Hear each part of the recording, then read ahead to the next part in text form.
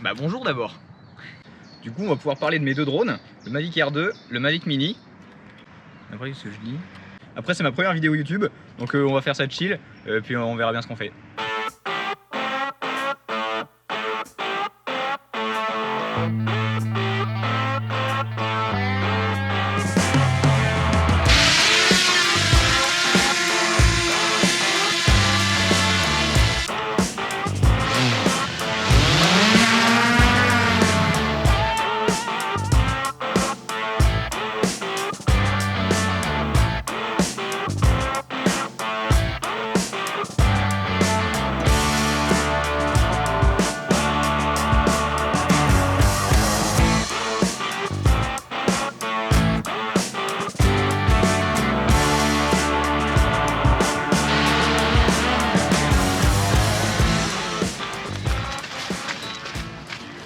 Donc vous l'aurez compris, ce drone, le Mavic Air 2 est beaucoup plus lourd que celui-là. Ils ne sont pas sur la même réglementation. Celui-là est à moins de 250 grammes.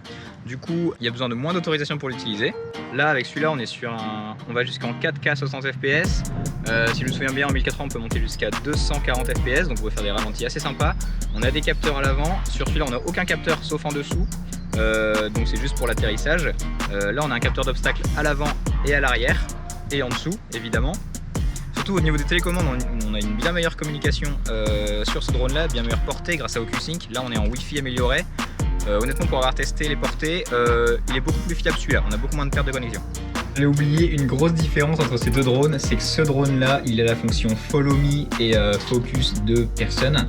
C'est notamment grâce à ses capteurs avant et arrière qui permet de faire la fonction Follow Me. En fait, c'est-à-dire qu'il va suivre une personne, éviter les obstacles grâce au capteur. Il n'a juste pas de capteur sur les côtés. Et au-dessus, ce qui fait que c'est pas le meilleur système d'évitement d'obstacles. Mais globalement, il s'en sort déjà très bien.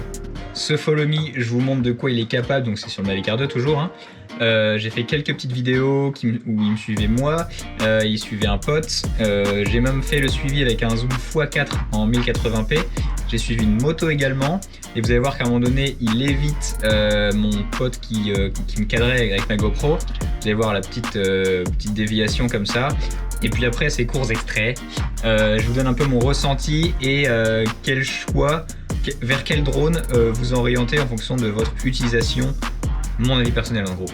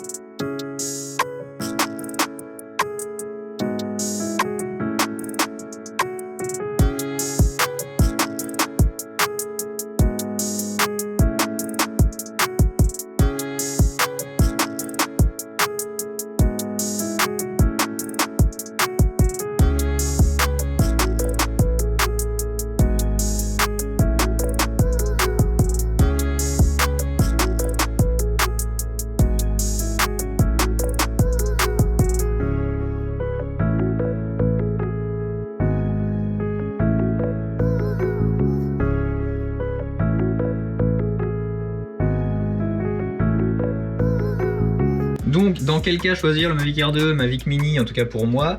Moi le Mavic Mini je l'ai déjà utilisé un peu plus d'un an sous assurance. L'assurance en vrai prenez-la, c'est important, elle est pas chère, c'est 39 € pour lui, 79 € pour lui. Elle vous assure 2 remplacements de drone pour un moindre coût. Ça dure 1 an et en vrai vous allez pouvoir voler sereinement sans crainte de perdre 500 ou 850 €. Donc franchement prenez-la, vous serez bien satisfait de tous vos plans que vous aurez réussi à faire même en prenant un petit peu de risque.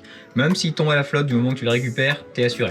Bref, du coup celui-là ça va être vraiment pour du partir en vacances, faire des petits plans en drone qui vont s'ajouter à des plans que tu as fait avec ton téléphone, avec ta GoPro, etc.